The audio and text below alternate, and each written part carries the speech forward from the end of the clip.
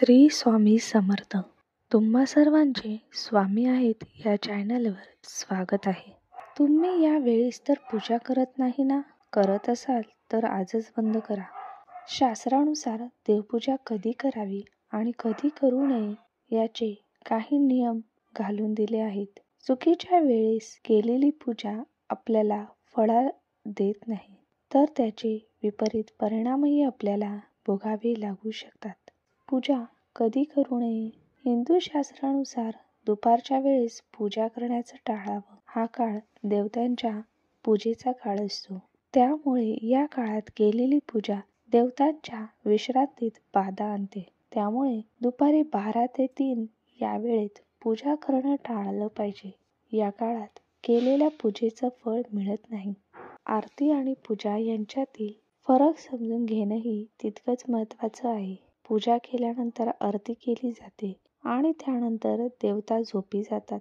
त्यामुळे पूजेच्या वेळेस पूजा आणि आरतीच्या वेळेस आरती केली पाहिजे. मासिक पाळी सुरू असताना महिलांनी कधीही पूजा करू नये. या काळात देवळात जाऊन देवाची पूजा करू नका आणि घरातही पूजा करू नका.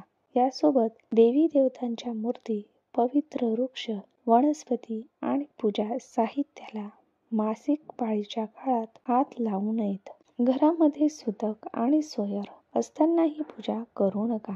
म्हणजेच घरात नवजात बालकाचा जन्म झाला असला किंवा घरी कोणी मृत्यू पावले असल्यास पूजा करणे शुभ मानले जात नाही.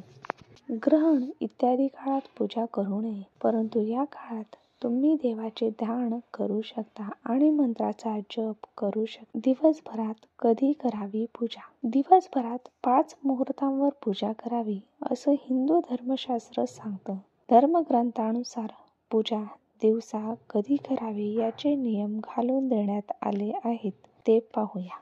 प्रथम पूजेची वेळ ब्रह्ममुहूर्त पहाटे 4:30 ते 5 पर्यंत. दुसरी पूजा सकाळी 9 वाजेपर्यंत. मध्यान्ह पूजा दुपारी 12 वाजेपर्यंत. संध्याकाळची पूजा 4:30 ते 6. शयन पूजा रात्री 9:30 पर्यंत. तर हे नियम अवश्य पाळले पाहिजे. श्री स्वामी समर्थ.